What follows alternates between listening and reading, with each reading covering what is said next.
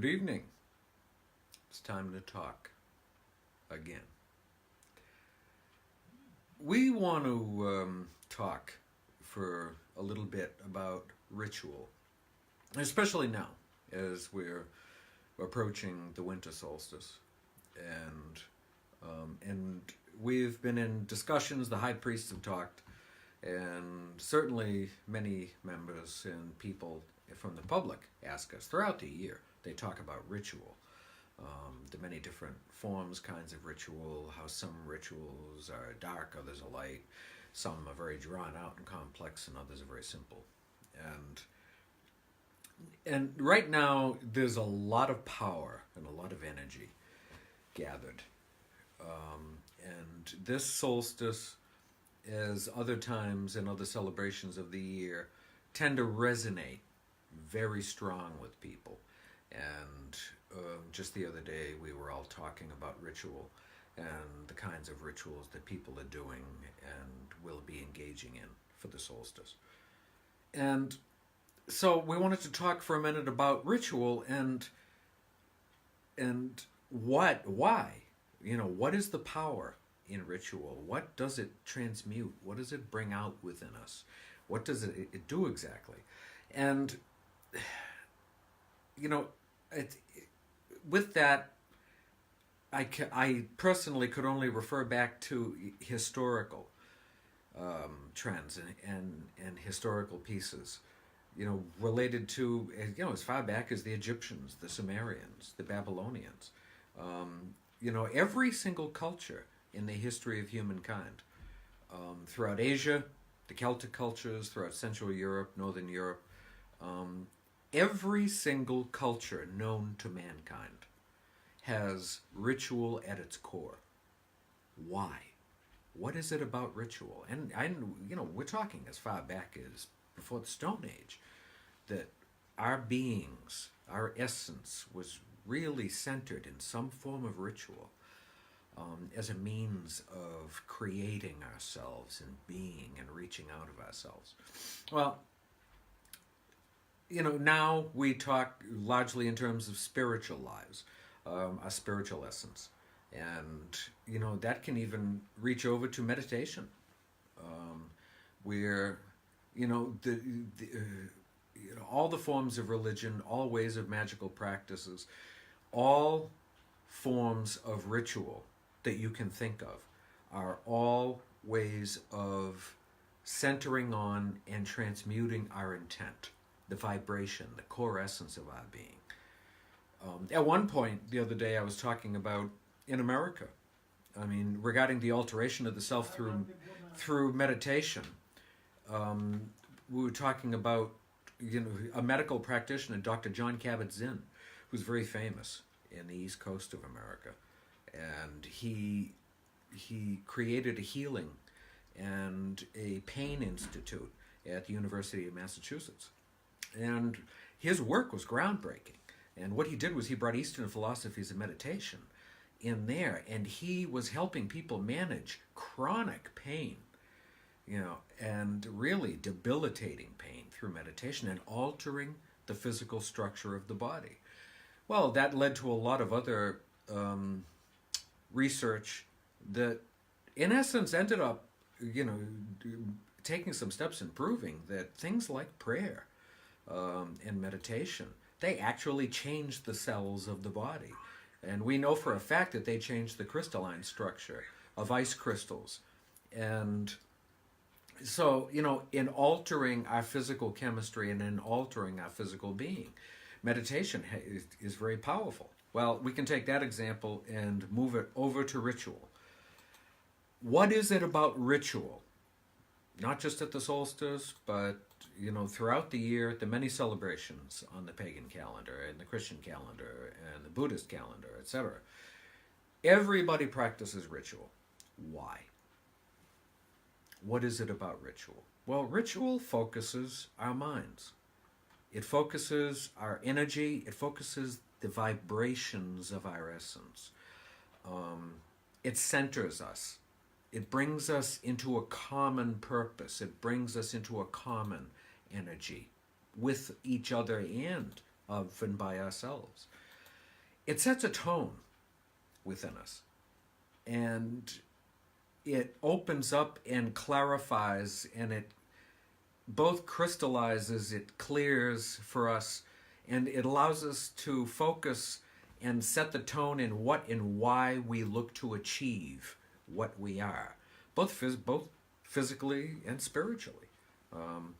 And why is it so common to all? Well, it's because it's innate to us. It's a part of us. We know that it's at the core of ourselves and of our existence. We know on some level that this stuff works. Everybody does. For example, why do people pray? Why pray to gods? Why pray to goddesses? Why pray to some greater being? Why? It's because we know on some level that we harbor within us some part of an ultimate and an infinite level of communication. We know as beings, as spiritual beings, we know that we have the ability to transmute our essence to the universe, the great beyond.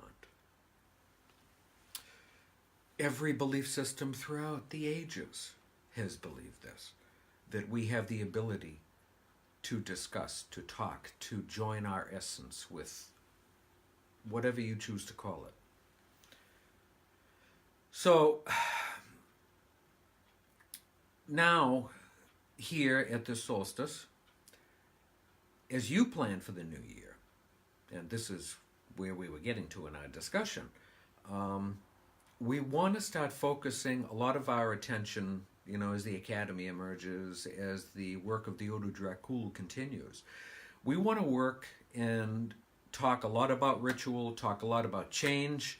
We want to talk a lot about working on ourselves and working on yourselves and us working with you to raise your levels of strength as you ritual for strength, as you ritual for luck, as your ritual for blessings to be laid upon you. We ask now, during your solstice celebrations and throughout the year, remember what you seek to attract, what you seek to bring towards you, what you seek to bring in your life, as it has been for prayer, as in any belief system, as it is for anything. What you seek to attract must be in line with the vibration of your essence. You need to bring your vibration out, and you need to tune yourself. This is the reason for ritual. I've seen many memes on Facebook, and many brilliant practitioners in the pagan community. They all talk about it. That I don't need tools, I don't need spices, I don't need wands, I don't need anything to do my magic. Correct. That's correct. You don't need anything.